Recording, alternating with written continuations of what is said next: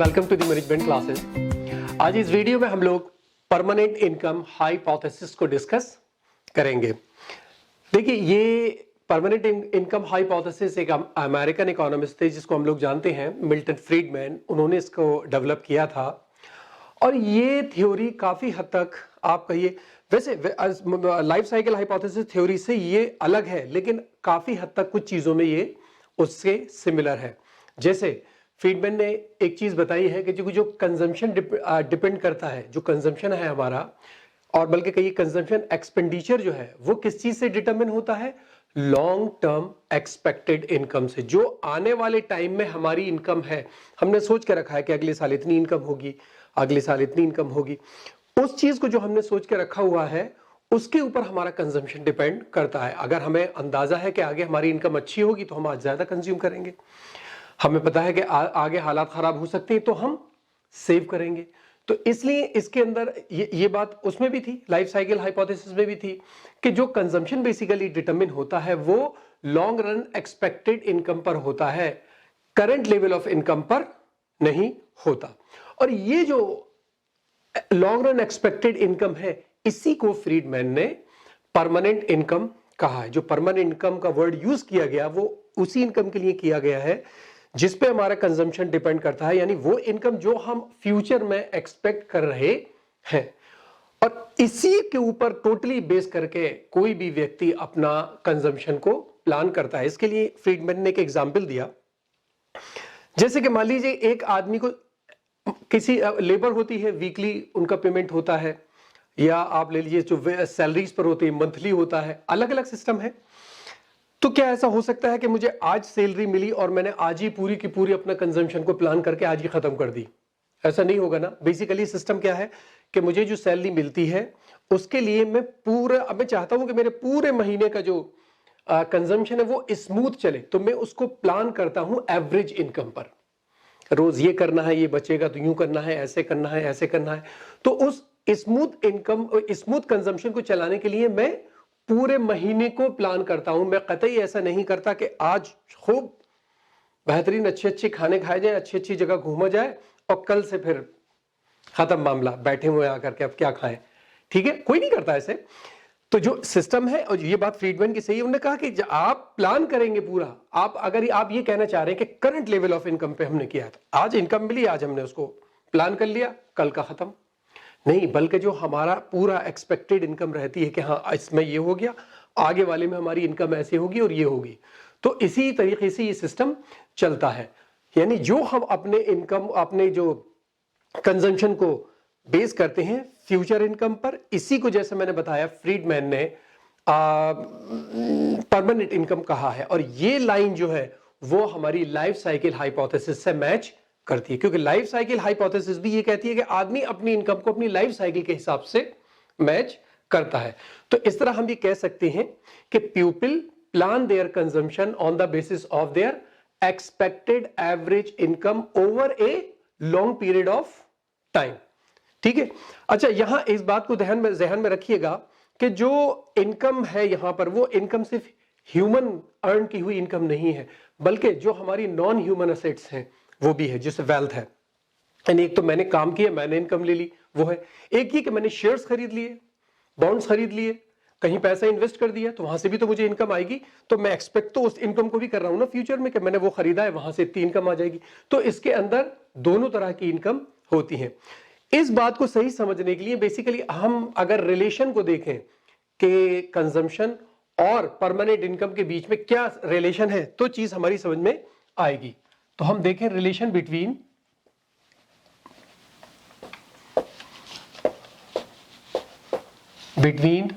Permanent income and consumption. मैं short में लिख रहा हूं।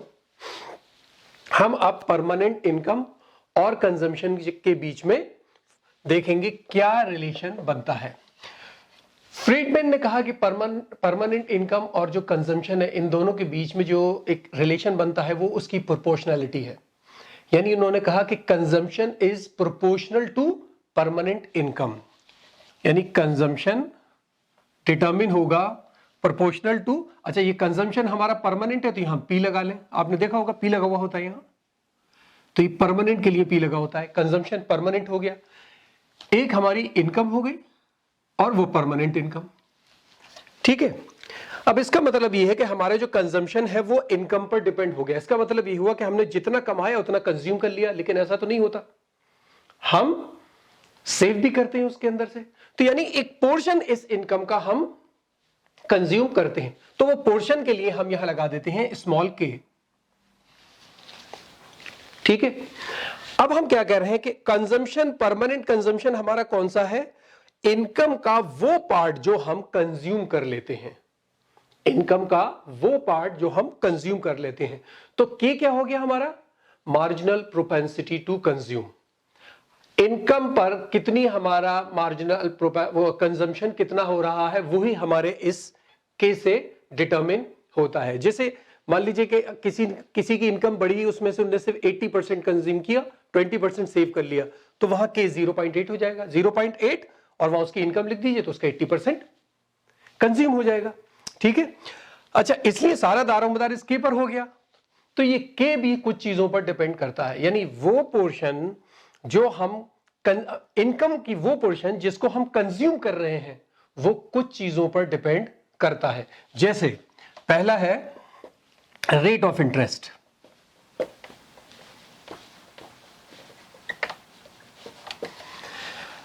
रेट ऑफ इंटरेस्ट भी कैसे करेगा? आपको रेट ऑफ इंटरेस्ट अगर मान लीजिए ज्यादा मिल रहा है, आपको पता है बैंक में रेट ऑफ इंटरेस्ट ज्यादा है, तो आप फिर कंजम्पशन को कम करके बैंक में जमा कर देंगे कि मुझे कुछ पैसा कमाई हो जाएगी पैसे की।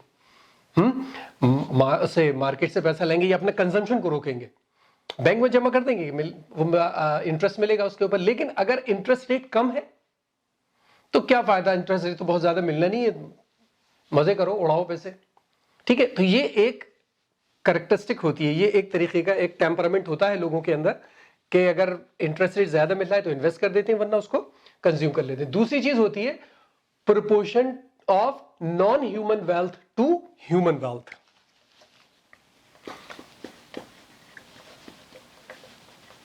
Proportion of non-human wealth to human wealth। wealth के लिए मैंने खाली W लिख दिया है, आप लोग समझ लीजिएगा। यानी जो हमारी, फ्रीडमैन ने इस बात को कहा कि जो हमारी ह्यूमन वेल्थ से नॉन ह्यूमन वेल्थ का प्रोपोर्शन होता है उसके ऊपर, उससे हमारा कंजम्पशन डिटरमिन हो जाता है, उससे हमारा ये के डिटरमिन हो जाता है। कैसे होगा? देखिए, जनरली हम ये मानकर चलते हैं कि अगर वेल्थ बहुत है हमारे पास तो कंजम्पशन ज्यादा, मार्जिनल प्रोपेंसिटी टू कंज्यूम ज्यादा होती है। वेल्थ कम है तो मार्जिनल प्रोपेंसिटी टू कंज्यूम कम होती है। जैसे एक अमीर आदमी है, उसके पास वेल्थ ज्यादा है, अगर उसके पास वेल्थ ज्यादा है तो इसका मतलब जो ह्यूमन वेल्थ से नॉन ह्यूमन वेल्थ ज्यादा हो गई उसकी। ठीक है, इसका मतलब अगर उसकी यहां इनकम बढ़ी उसकी अपनी, तो वो खर्च कर लेगा, पैसा तो मेरे पास बहुत है ना। तो अगर नॉन ह्यूमन वेल्थ ज्यादा है तो मार्जिनल प्रोपेंसिटी टू कंज्यूम ज्यादा होती है, और अगर कम है तो कम होती है। ठीक है, और तीसरा है desire to add to one's wealth. Desire to add to one's wealth. 99 का चक्कर होता है ना कुछ लोगों को, जमा करने का शौक है। अगर वो जमा करने का शौक है तो फिर वो कंजम्पशन तो कम हो ही जाएगा।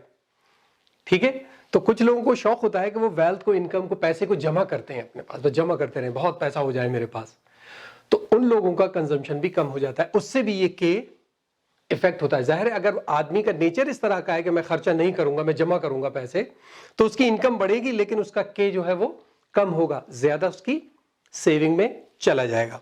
ठीक है, तो अगर इन तीनों फैक्टर्स को हम मद्देनजर रखें या इस with respect to these factors, अब जो फ्रीडमैन का कंजम्पशन फंक्शन है वो क्या हो जाएगा? अगर हम उस फंक्शन को, इसी फंक्शन को रीराइट करें with respect to Friedman hypothesis, तो यानी अब ये के जो है, ये के तीन चीजों पर आ गया। पहला तो इंटरेस्ट रेट है जो बढ़ने घटने पर इस पर असर पड़ता है। दूसरी चीज क्या है? डब्ल्यू।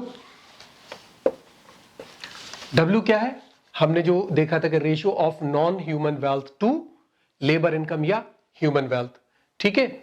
और तीसरी चीज जो अभी हमने बात करी, desire to add to one's wealth, इसको हम यू से रिप्रेजेंट करते हैं। और फिर हमारी परमानेंट इनकम आ गई, ठीक है। अब हमारा ये फंक्शन बनकर आ गया जो हमें ये बता रहा है कि जो परमानेंट हमारा कंजम्पशन है वो डिपेंड करता है हमारी परमानेंट इनकम के उस पोर्शन पर जो कि हम कंज्यूम करते हैं, और वो पोर्शन डिपेंड करता है इंटरेस्ट रेट पर उस टाइम के, और हमारे जो प्रोपोर्शन है non human wealth to human wealth, और जमा करने का चक्कर, desire to add to one's wealth, ठीक है।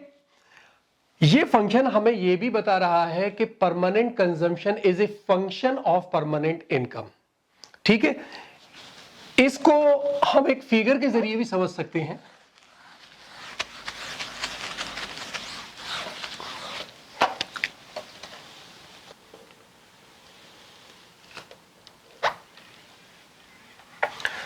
देखिए हम कंजम्पशन ले लेंगे और यहां हम ले लेंगे डिस्पोजेबल इनकम, ठीक है। और ये हमारा ओरिजिन से जाएगा कंजम्पशन फंक्शन लॉन्ग रन, ये हमारा लॉन्ग रन कंजम्पशन फंक्शन होगा, यानी consumption function in the long run. और कंजम्पशन फंक्शन हमारा है क्या, KYP, यानी वो पोर्शन इनकम का जो हम सेव कर रहे हैं परमानेंट इनकम में से, ये हमारा फंक्शन बनकर आ गया। ये लाइन आपको क्या बता रही है, ये बता रही है there is a proportional relationship between the disposable income as well as the consumption, दोनों के बीच में प्रोपोर्शनल रिलेशनशिप है। लेकिन ये स्ट्रेट लाइन होने से आपको एक चीज देखिए, इस लाइन के बारे में हम पहले कई वीडियो में डिस्कस कर चुके हैं, तो मैं डिटेल में नहीं जा रहा हूं, सिर्फ मैं आपको आइडिया दे रहा हूं कि इसका ये भी मतलब है कि जो हमारा एवरेज प्रोपेंसिटी टू कंज्यूम है वो न सिर्फ कांस्टेंट है बल्कि बराबर भी है मार्जिनल प्रोपेंसिटी टू कंज्यूम के। जो हमारा एवरेज प्रोपेंसिटी टू कंज्यूम है वो कांस्टेंट है, हर उस पर जो हमारा ये आएगा वो सेम आएगा, है ना। ये इतना होगा, यहां भी इतना ही होगा, यहां इतना होगा, हर जगह ये सेम आएगा जो कर्व का है हमारा स्लोप। इसलिए वहां पर हमारी एवरेज प्रोपेंसिटी टू कंज्यूम और marginal propensity to consume same होंगे, और हर जगह ये average propensity to consume constant आएगा, ठीक है। अब बात करते हैं शॉर्ट रन की। देखिए लॉन्ग रन के अंदर तो हम ये मानकर चलते हैं कि हमारा कर्व एक सीधी 45 डिग्री लाइन पर लेकर चलता है, लेकिन शॉर्ट रन के अंदर हमारा कर्व फ्लैट हो जाता है। ये हो गया हमारा कंजम्पशन शॉर्ट रन, ये हमारा कंजम्पशन फंक्शन शॉर्ट रन के अंदर हो गया। अब इसमें क्या, ये क्यों ज्यादा थोड़ा टिल्ट होता है एक्स एक्सिस की तरफ, क्योंकि देखिए इसमें शॉर्ट रन के अंदर हमें भरोसा नहीं होता फ्यूचर के ऊपर, हम ट्रस्ट नहीं करते, पता नहीं इनकम क्या हो, मिली नहीं मिली। तो जितनी इनकम बढ़ती है हम उतना कंजम्पशन नहीं बढ़ाते, इनकम ज्यादा बढ़ती है कंजम्पशन कम बढ़ेगा, ठीक है, हम सेव करने की सोचते हैं। लेकिन लॉन्ग रन के अंदर क्योंकि हम पूरी लॉन्ग टर्म को हम वो प्लान करते हैं, तो हमारी इनकम भी हम लॉन्ग टर्म के लेकर चलते हैं, तो फिर हमारा कंजम्पशन के साथ इनकम के साथ कंजम्पशन साथ साथ प्रोपोर्शनली चेंज होता रहता है। अब देखिए मान लीजिए यहां है और यह आपका एक कंजम्पशन यहां पर आपका आ गया, इसको C1 मान लीजिए, इसको E1 मान लीजिए, ठीक है। अब मान लीजिए आपकी इनकम बढ़ गई, अब आपकी इनकम बढ़ गई और C2 हो गई, बल्कि इसको Y लिखें, Y1 Y2, Y1 और Y2। अब मान लीजिए ये आपकी इनकम यहां आ गई और आपको एक और इक्विलिब्रियम मिल गया E2, ठीक है। ये तो शॉर्ट रन में, शॉर्ट रन में ये E2 तक ही रहेगा।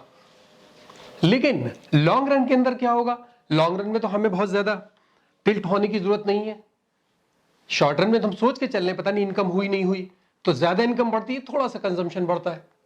लेकिन लॉन्ग रन के अंदर ज्यादा बढ़ता है तो इसका मतलब फिर ये ऊपर चला जाएगा और ये आ गया E3, सॉरी, ठीक है। इस तरीके से आपका जो कंजम्पशन फंक्शन है वो चलता है। ये शॉर्ट, अच्छा, अब जब आप यहां आ जाएंगे इस पॉइंट के ऊपर, तो जाहिर है हम शॉर्ट रन में तो हम यहां तक आए और लॉन्ग रन में हम यहां गए। अब जब हमारी इनकम यहां पर पहुंच जाएगी तो वहां एक शॉर्ट रन वहां पर भी होगा, वहां पर हमारा एक और कर्व बन जाएगा जो कि पहले वाले के पैरेलल होगा। थोड़ा टेढ़ा ज्यादा ही हो गया कुछ।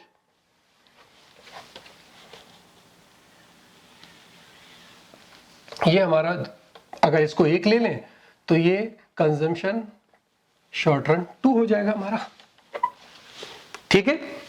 देखियो किस तरह की फिगर बनी हुई आपने।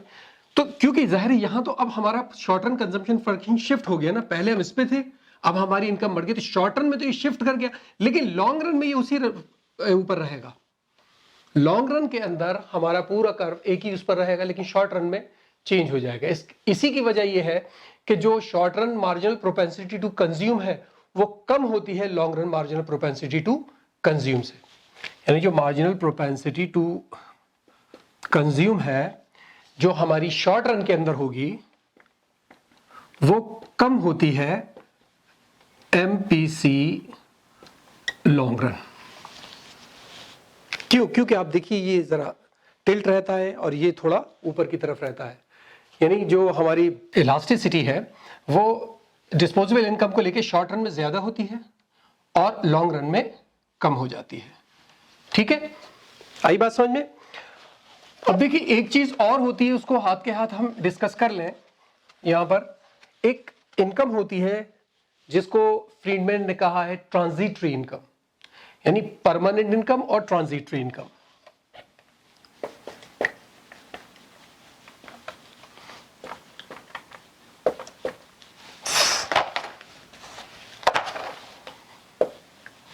Permanent and transitory income.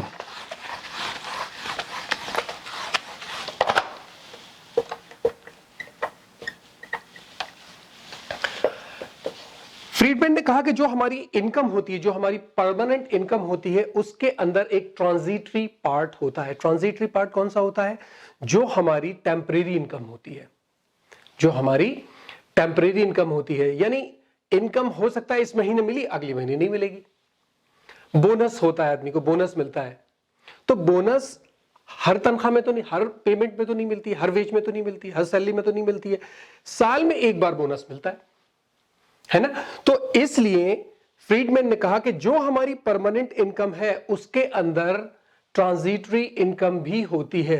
लेकिन फ्रीडमैन ने यह भी कहा कि ट्रांजिटरी इनकम बहुत ज्यादा हमारे कंजम्पशन पर असर नहीं डालती है, क्योंकि ट्रांजिटरी इनकम आप अगर शॉर्ट रन में लें तो जाहिर है उस पर्टिकुलर मंथ में तो वो काम कर जाएगी थोड़ा बहुत, लेकिन अगर आप ज्यादा अगर आगे लेके जाएंगे तो वो असर नहीं करेगी। उसकी एक वजह यह भी होती है कि जब ट्रांजिटरी इनकम आपको मिलती है तो आप ये सोचकर चलते हैं कि चलो कुछ पैसा ज्यादा आ गया है तो हम सेव कर लें, हम उसको सेव कर लें, वक्त बेवक्त काम आएगा। जो हम लोग जनरली कहते हैं यार यार वहां से इतना पैसा मिलेगा बड़ा, उसको रख लूंगा, आगे कभी कुछ गड़बड़ हुई तो काम आएगा, ठीक है। तो इसका मतलब अब जो हमारी ये इनकम है, इस इनकम को हम M लगाए देते हैं, क्योंकि हम ये कह रहे हैं कि ये एक पर्टिकुलर टाइम पीरियड की मेजर इनकम है, हम मेजर कर रहे हैं इसको एक पर्टिकुलर टाइम में। इसके अंदर क्या हो गया हमारा, एक तो हमारी इनकम आ गई परमानेंट, जो हमारी एक परमानेंट इनकम है, ठीक है। लेकिन इसके साथ यहां पर हमारी एक इनकम और आ गई जो ट्रांजिटरी है, ठीक है। तो ये हमारी इनकम हो गई पर पीरियड, जो हमने पीरियड में मेजर की है, वो बनती है हमारी YP से, परमानेंट इनकम से और ट्रांजिटरी इनकम से। तो ट्रांजिटरी इनकम को क्योंकि मॉडल में डिस्कस किया है फ्रीडमैन ने, इसलिए मैंने इसको बताना जरूरी समझा। तो बस इतना ही है इसमें। मुझे उम्मीद है ये पूरा हाइपोथेसिस आपकी समझ में आई होगी। अगर कुछ प्रॉब्लम हो तो मुझे कमेंट बॉक्स में बताइए। इस वीडियो में इतना ही। Thank you so much.